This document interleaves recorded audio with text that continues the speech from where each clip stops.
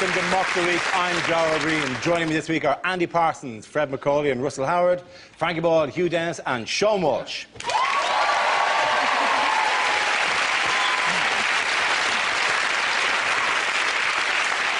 We start with a round called If This Is the Answer, What Is the Question? On the board are 6 categories. Fred, which category would you like? World news, please, Dana. OK, your category is world news. The answer is 1/5. What's the question? Is this what fraction of the Jackson 5 might miss the Christmas party? Is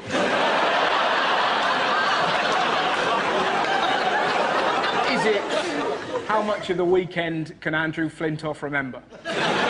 Is it how much of French and Saunders is Saunders?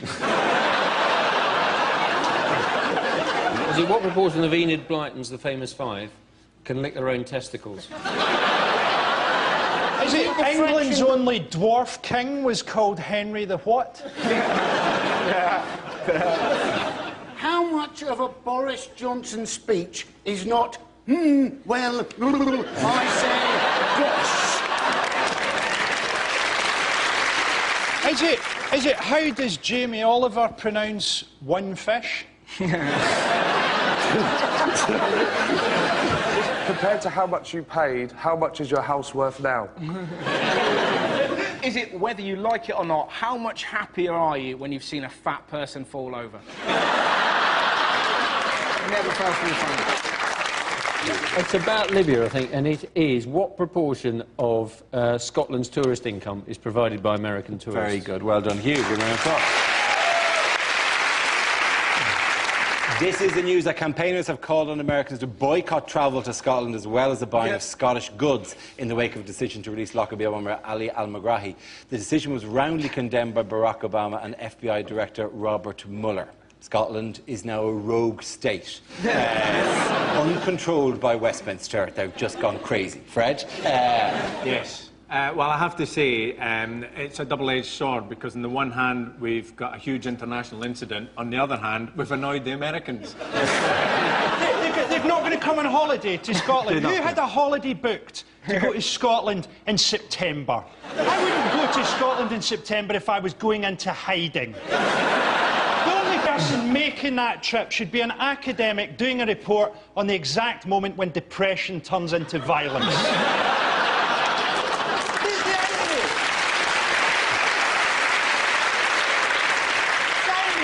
Americans don't even have passports. All 10% of them have passports. Americans boycotting Scotland is like Wayne Rooney boycotting the Large Hadron Collider. It's not just, it's the Scottish goods, though. It is a genuine fear that if America... that your sales of whiskey, shortbread and those hats that have hair attached to the hat.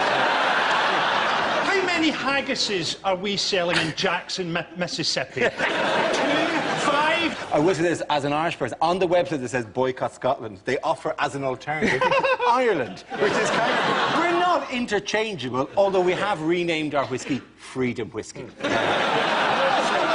Like Ireland doesn't have any links to terrorism. No, exactly. Not to that terrorism, no. I'm actually staying in Scotland this month, and I know for a fact that they don't care, because I got a taxi to my flat, and the driver came out to help me with my bags, and some Americans pulled over and said, "Excuse me, you couldn't give us any advice on how to get to the station, could you?" And he said, "Hey, get us some love!" What I loved about it was the fact that Kenny McCaskill said that the reason why they let him go is because Scotland is a compassionate nation. And you're like, what? The Glasgow kiss is the only kiss that involves the forehead. It's freezing there, they make him wear skirts, and the last terrorist in Scotland was on fire, and Jim Smeaton still tried to beat him up. They don't make us wear skirts, we choose to do that. It's not Jim Smeaton. I'm not all called Jimmy, he's John. They've released El Megrahi. The Scotland have sent him back on compassionate grounds because he's only got 3 months to live. Well, Gordon Brown has only got a year to live politically, so could we not send him back to Scotland? There was a genuine... Because Al Megrahi, yes, has 3 months to live, but he's 57, so he was very close to becoming Scotland's oldest man. The great thing about Al McGrahy is he actually sounds Scottish. Big Al McGrahy. He sounds like he played centre-half for Dunfermline or something. Yeah, you get round the full-back, but often Big Al McGrahy was there to clear. The main problem with it, isn't it, as I see, is the British government has done some sort of deal, we reckon. But they clearly said to Libya, look, you can have him back, but don't have a party. Libya's just gone absolutely tonto. And Brown's on the phone to Gaddafi. What are you talking about, Brown? I cancelled the skywriter. I can't cook up. I can't hear you over the noise of the fireworks. It was even a party in which there were children waving Scottish flags. If you've been released from a Scottish prison, would you want to see Scottish flags when you arrive? Would you not just go, it's a trick, it's a trick? You punked. I'll tell you what would be funny, actually, if it's just a few Scottish football fans and they've forgotten how to get back from Norway. Where are we? All right, lads, he don't look well. Really thought we would have beaten Libya. It's not like Al McGrahy got off lightly, though. That's what I don't get. You know, he had to spend 9 years in a Scottish prison. If you want to know what a Scottish prison is like, imagine what life is like normally in Scotland. A Scottish prison is exactly the same. What other transatlantic row has been raging over recent weeks? It's the NHS. Yes, now what way is the NHS a transatlantic row? Explain. Well, Barack Obama is trying to give 46 million people free health insurance, and the Republicans are really angry about this because they think it's evil. That was the exact word. Sarah Palin said, it's evil. Sarah Palin said to his plan of free health insurance for 46 million people, I don't want to see my Down syndrome baby go in front of Obama's death panel. And she can't understand basic English. He didn't say that. I'm not going to do that. You want to kill my baby? No. I'm trying to create an American NHS. You want to call this country Obama land? No, I don't. Here's a ball. Go and bounce it, you moron. You know, it's unbelievable, man. The horrible thing about the Americans and the NHS is that we have a better life expectancy than Americans. In fact, the only time that British people don't have a greater life expectancy than Americans is when we're on joint military manoeuvres.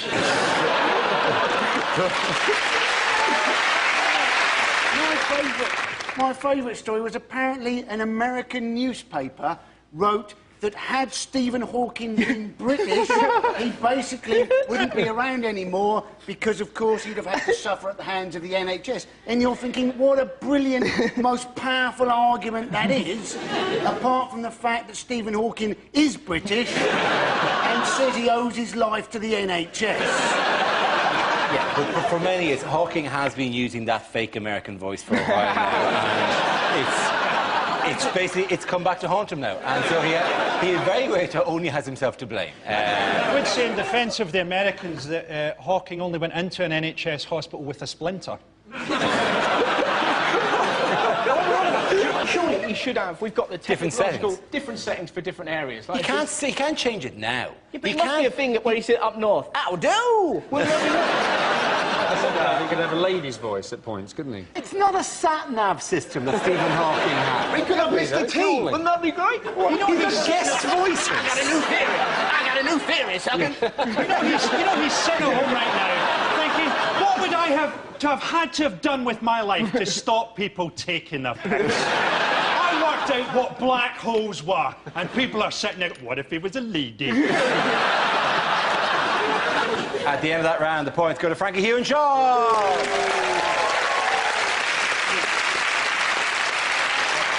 Now we play a round called Lady Gag Gag. This game involves Fred, Sean, Andy and Russell, so if you could make your way to the performance area, please.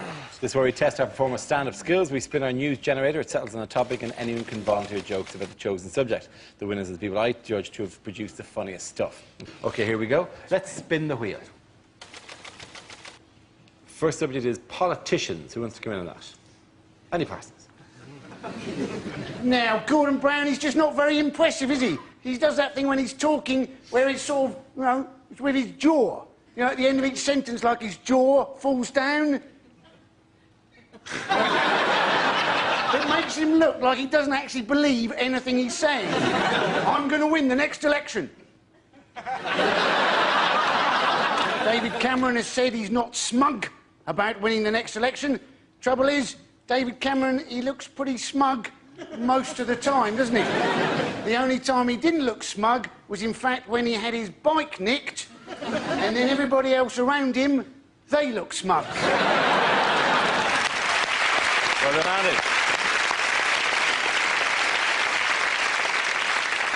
OK, let's spin the wheel again. The subject is healthy lifestyles. Who wants to come in on that? Sean. Yes, I'm very unhealthy, obviously. Look at the state of me. I look like a Thundercat on heroin. This is absolutely true. A couple of weeks ago, a homeless gentleman approaches me from behind, goes, "Excuse you, mate." I turn round, goes, "Oh, nothing."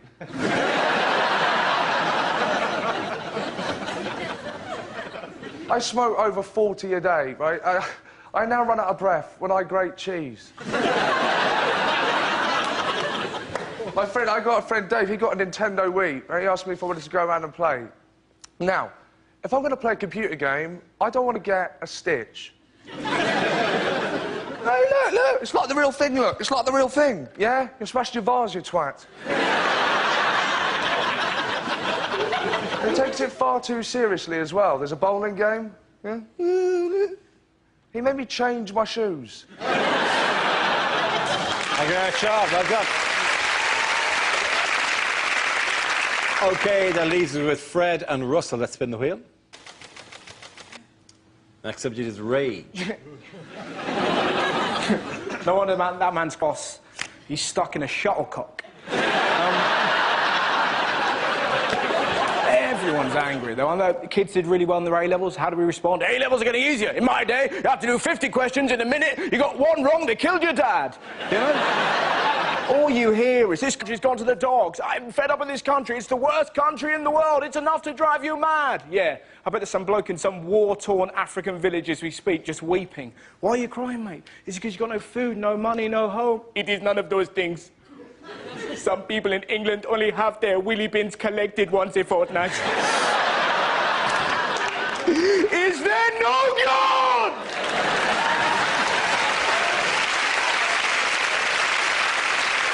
OK, Fred, let's see what you've been left with. Let's spin the wheel. Next subject is travel. Away you go. This week, Ryanair, the Irish airline, decided that they were going to carry out their policy and do away completely with check-in desks. Now, I've got many ambitions in life. My main one, though, is to be the barman in the bar where Michael O'Leary from Ryanair goes for a pint on a Friday night, so I can stand there and go, "Hello, Michael. How's the crack? What are you after?" "A pint of lager, certainly. 49 pence. "Yes, I know that appears cheap. The glass is going to cost you £2. "Will you be wanting a head on it, Michael?" "What made you think it'd be £3.49? Did you not book your pint online?" Thank you. I actually preferred it at the halfway stage with the self-check-in desk, which is bizarre. I remember the first time that happened to me, standing there in front of an empty check-in desk at the airport, asking myself if I've packed this bag myself. I'm a comedian, I went, "Might have done." I'm not having that kind of behaviour. I called security. I demanded a strip search, ladies and gentlemen, and it was a cracking start to the weekend, I'll tell you. The good news is my prostate's in good shape, and we found a bottle of Bacardi from a previous trip. Yeah, Fred. OK, at the end of that round, the points go to Fred and Sean.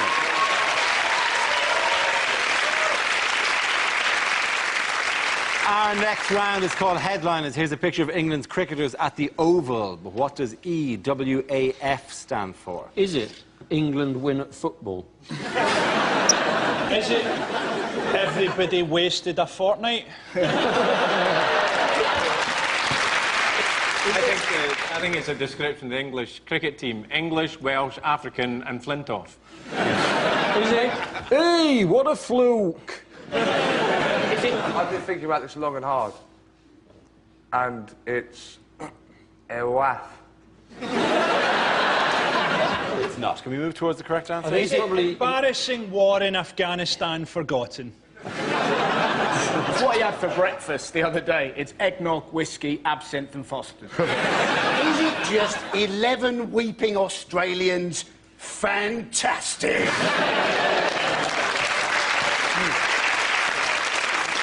England wins Ashes finale? Yes, Final? very good. Well done.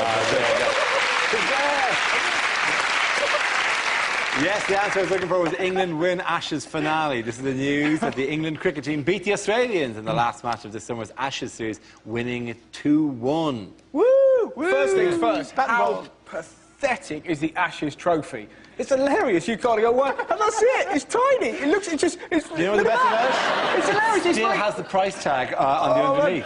But because Strauss is massive and he's holding up this little piece of... He looks like he's holding up Pinocchio's dick. No, it's not the real one. It's not obviously the real one's in the museum and can't be taken out of the museum because it's not, can't go anywhere. So they have to every year just get something from the gift shop, essentially. I genuinely thought that the Ashes was a person.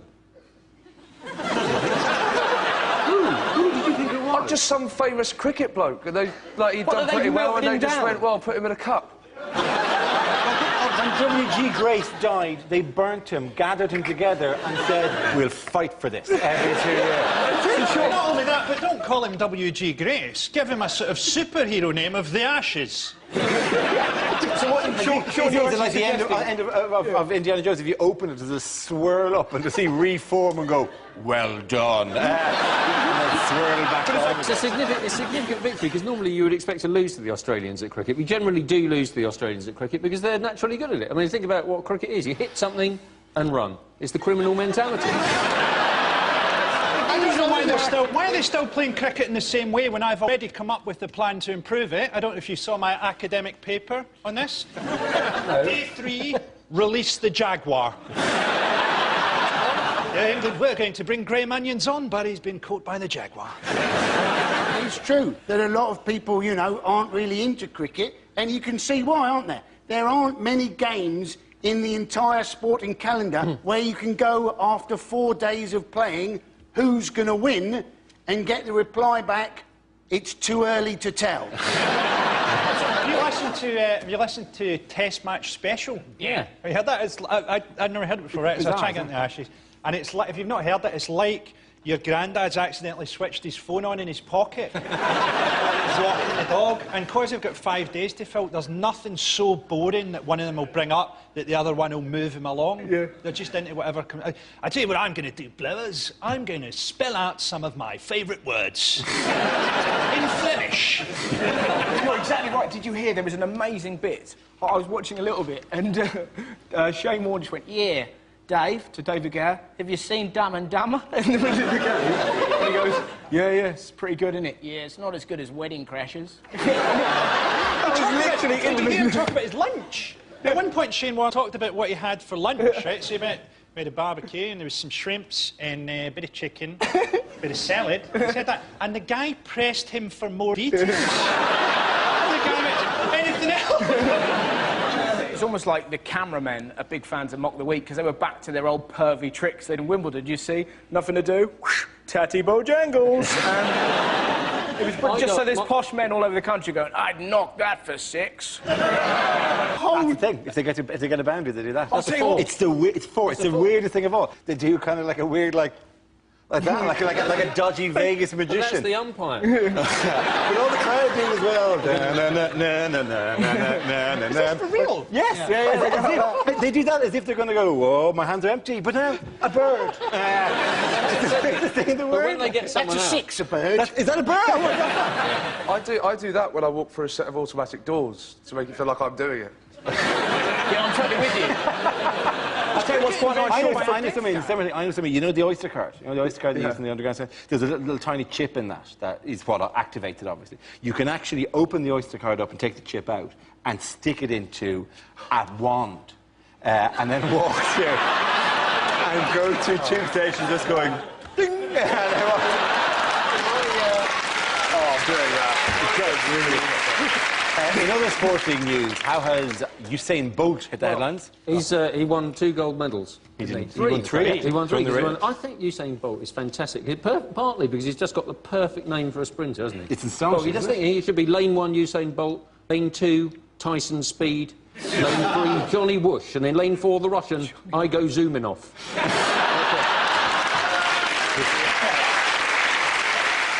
He's pointlessly fast, though. What's the point of it? Yeah. Soon, he won't register on human consciousness. We'll turn up to the Olympics. Is Usain Bolt running in this one? We have no way of knowing. Like a photon has already passed through our receiver. The athletics in the Olympics will be commentated on by a bird of prey.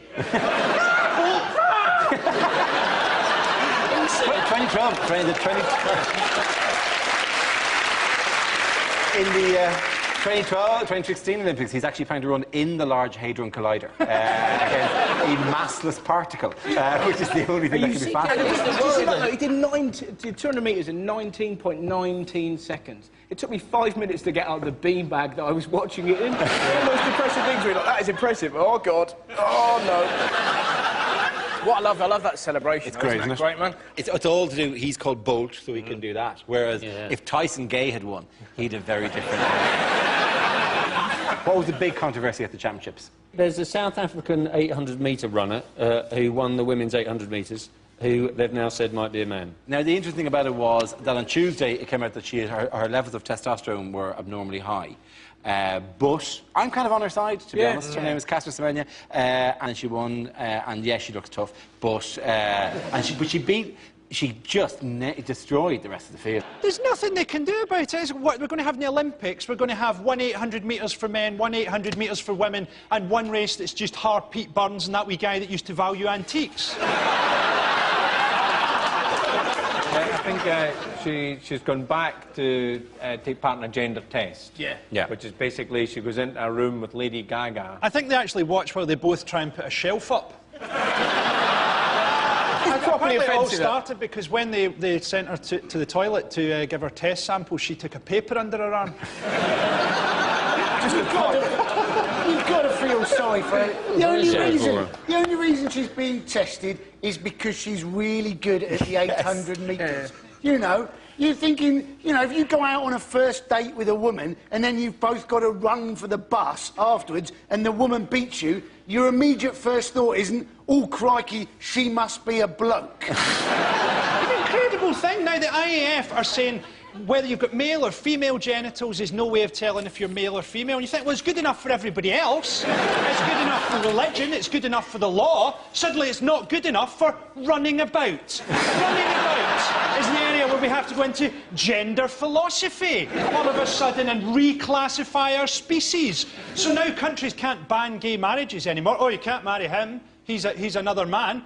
I think you'll find that not by IAF standards, he's not. Because he's shit at running. Oh, dear. I do beg your pardon. God bless you, Gordon and Keith. Give it up round of applause to Russell, Fred and Andy. Now we come to our final quickfire round called Scenes We'd Like to See. This is for everyone, so if we could all make your way to the performance area, please. I caught ideas for scenarios we'd love to see in the performance. Come in with their suggestions.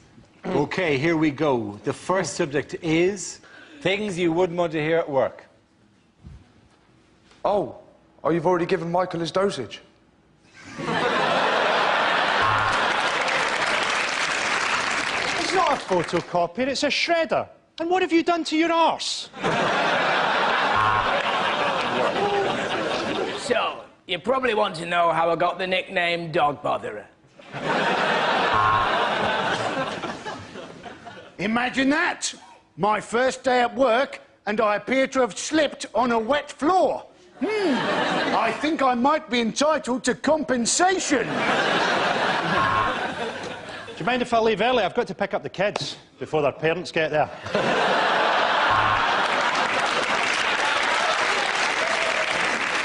He's the CEO, he's the COO, and I'm head of the agricultural division, the CIEIO. Now, I want you all to put down those football bits that you've been sewing, because I've heard that it's somebody's very special 11th birthday. And we've got you a photo of a cake. Punchawaho, chungwa, punchawaho. Don't worry, this isn't the first operation I've done. Last time I got almost the whole way round before the buzzer went off. We've run out of semi-skim, so I've topped your coffee up with breast milk. What do you mean it's not your turn to make the coffee? This is fucking Starbucks.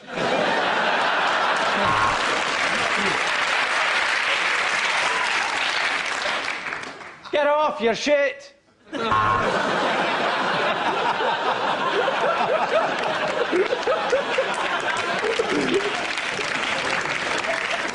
Whoops! This air traffic control thing's not as easy as it looks. I've always wanted to work in a library! If only I could read! OK, the next topic is unlikely things to hear on a property programme. Next, Cash in the Attic. Tennis player Pat Cash has a nervous breakdown and decides to haunt his estranged family. Today, we help Al Megrahi swap his one-bedroom cell for a Libyan place in the sun.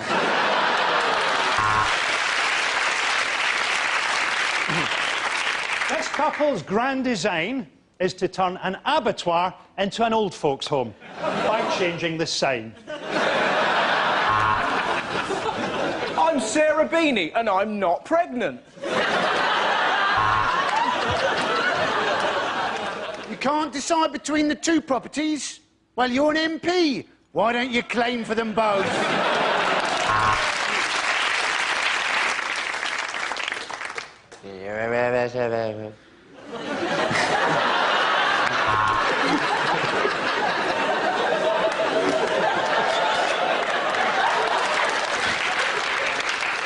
Thing is, I have actually heard that in a property programme in Scotland. And remember, the prices of property can go down as well as plummet.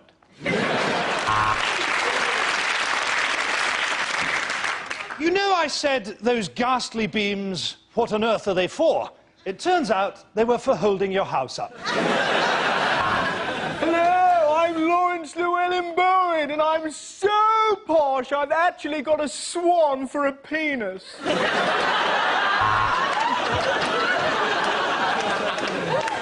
Michael has always wanted to live in the country, and now he does. His business has collapsed, and he's living in a caravan in a field in Herefordshire.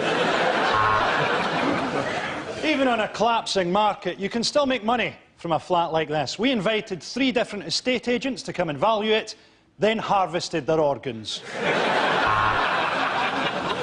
Welcome to this episode of Holmes Under the Hammer, where we attack Eamon Holmes with a hammer. Next on Location, Location, Location, Kirsty and Phil finally go at it like dogs. And obviously this will all be included in the deal. Oh my God, it's back early. Quick, out of garden! Well, we've visited 5 properties so far, but they've all had alarms, so no joy there. Very spacious and with wonderful views, but this flat is in Dundee, so it might as well be built out of shit. OK, at the end of the round, the points go to Frankie, Hugh and Sean. That's the end of the show. This week's winners are Frankie Boyle, Hugh Dennis and Sean Walsh. Commiserations to Andy Parsons, Fred McCauley and Russell Howard. Thank you for watching. I'm Dara Breen. Good night. We all love it when things go wrong on live TV, don't we? Well, I don't if I'm at work, I have to say. Anyway, next on BBC Two, Clive Anderson sees the funny side of it all.